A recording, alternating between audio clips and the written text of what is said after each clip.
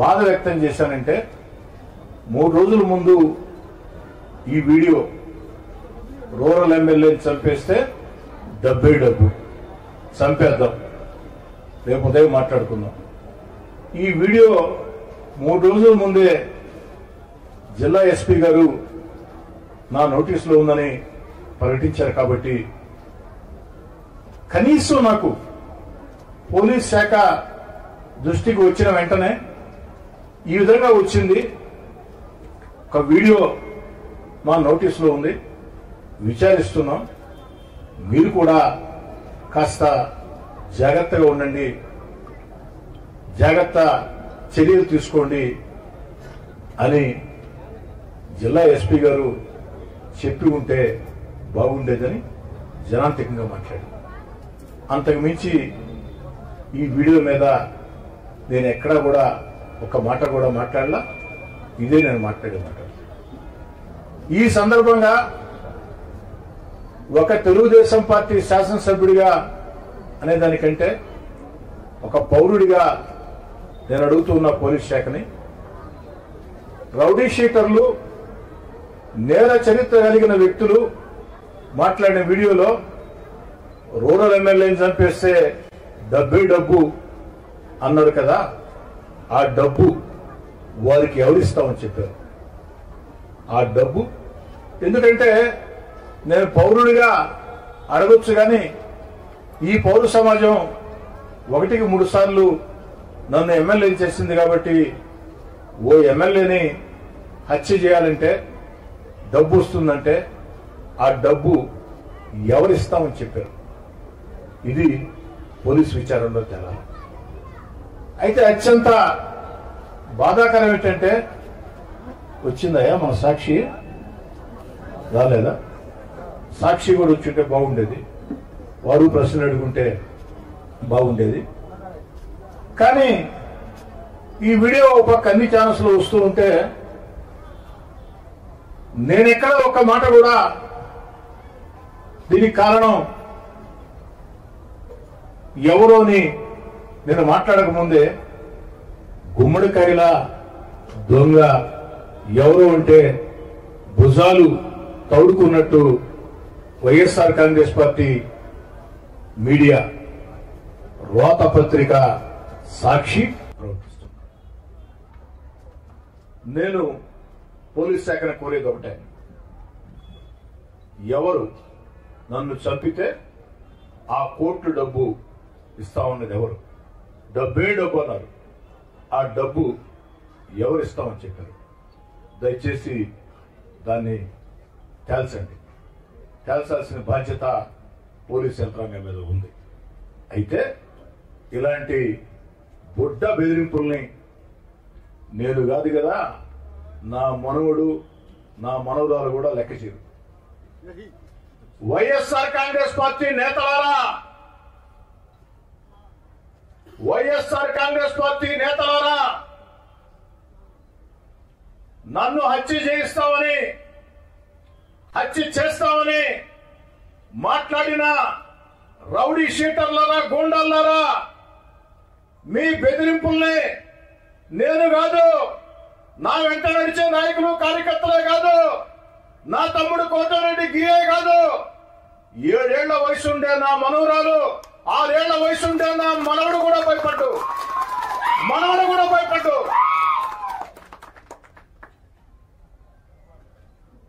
ఎవరు జీవితకాలం బతకరు అంటే భూమి ఉన్నంతకాలం ప్రతి మనిషికి ఏదో ఒక రోజు మరణం వస్తుంది.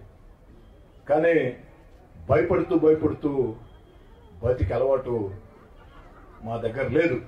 నా దగ్గరే కాదు, నా వెంట నడిచే నాయకుల కార్యకర్తల వద్ద కూడా భయం అన్న పదం మాకు తెలీదు, భయం అన్న పదం మాకు తెలీదు. కాబట్టి ఇలాంటి బుడ్డ బెదిరింపుల్ని లెక్క చేసే వ్యక్తిని కాదు అని చెప్పని తెలియచేస్తూ, నా చివరి శ్వాస ఉన్నంత వరకు, ఓపిక ఉన్నంత వరకు, ఊపిరి ఉన్నంత వరకు ప్రజా జీవితంలో కొనసాగుతాం, ప్రజల మధ్యలో ఉంటాం. ఈ 14 నెలల్లో చంద్రబాబు నాయుడు గారి ఆశీస్సులతో, పవన్ కళ్యాణ్ గారి ఆశీస్సులతో, నారా లోకేష్ గారి ప్రోత్సాహంతో, జిల్లాలో ఉన్న ఇద్దరు మంత్రులు పొంగూరు నారాయణ గారు, ఆనవ రామనారాయణ గారి సహకారంతో, పార్లమెంటు సభ్యులు వేమిరెడ్డి ప్రభాకర్ రెడ్డి గారి సహకారాలతో, ఆ దేవుడి దయతో నెల్లూరు రూరల్ నియోజకవర్గంలో 300 కోట్లతో అభివృద్ధి పనులు చాలా వరకు పూర్తయి ఇంకొన్ని పూర్తి కావాల్సి ఉన్నాయి. రూరల్ నియోజకవర్గంలో ఎవరైనా నా వద్దకు వచ్చి సమస్య ఉంది అంటే, ఎలాంటి సమస్య అయినా అది పరిష్కారం కావాలా అనే తత్వం నాది. ఎవరు ఫోన్ చేసినా, ఏ సమయంలో ఫోన్ చేసినా ఫోన్ ఎత్తి సమాధానం చెప్పి ఆ బాధల్లో కష్టాల్లో ఉన్న వ్యక్తులకి వెంట నడిచే తత్వం నాది. కాబట్టి నెల్లూరు రూరల్ నియోజకవర్గంలో మరింత ఉత్సాహంతో ఈ అభివృద్ధి పనులు ముందుకు సాగిస్తాం. చంద్రబాబు నాయుడు గారు పెట్టిన సంక్షేమ పథకాలు అరువులకు అందిస్తాం. కష్టం నష్టం అని ఏ ఒక్కరు వచ్చినా అండగా నిలబడతాం. చివరి శ్వాస ఉన్నంత వరకు కూడా ప్రజా జీవితంలో కొనసాగుతాం. ఇలాంటి బెదిరింపుల్ని లెక్క చేయనని చెప్పి తెలియజేస్తూ సెలవు తీసుకుంటాం.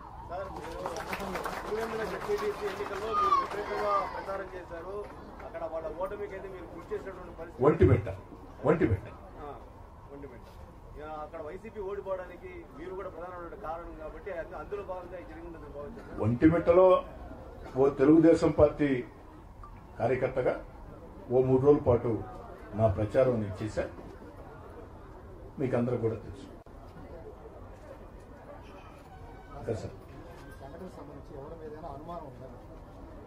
సాధారణంగా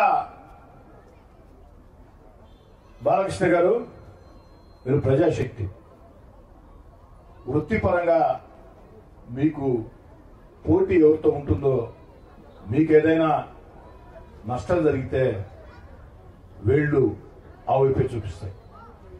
మరి తెలుగుదేశం పార్టీ కూటమి శాసనసభ్యుడిగా నేనున్న వేళ వైఎస్ఆర్ కాంగ్రెస్ పార్టీతో నాకు తీవ్రంగా విభేదాలున్న వేళ,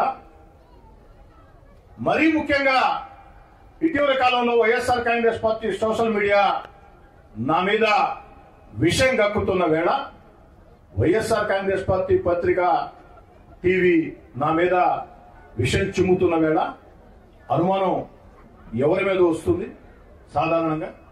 కానీ ఇవన్నీ కూడా పోలీస్ విచారణలో తేలాలి. అయితే నేను ఒక్కటి చెప్పదలుచుకున్నా, వైఎస్ఆర్ కాంగ్రెస్ పార్టీ నేతలారా, మీకు చెప్తున్నా, ప్రజలకు కూడా తెలియాలని చెప్తున్నా, 14 నెలలైంది నేను 3వ ఎమ్మెల్యే ఎన్నికై. ఏ ఒక్కరినైనా నేను ఇబ్బంది పెట్టాను? ఏ ఒక్కరికైనా నేను నష్టం చేశాను? ఏ ఒక్కరిని ఇబ్బంది పెట్టాల? ఏ ఒక్కరికి నష్టం చేయాల? సాధ్యమైనంత వరకు రాజకీయ వివాదాలకి దూరంగా ఉంటూ, నిరంతరం ప్రజల మధ్యలో ఉంటూ, నా పని నేను చేసుకుంటూ, 3వసారి ఎమ్మెల్యే గెలిపించిన రూరల్ నియోజకవర్గానికి ఎంత చేసినా తక్కువేనని ముందుకు సాగుతున్న వేళ ఎందుకు నన్ను కిలుకుతున్నారు? ఆ కిలుకుడు కాస్త ఎక్కువై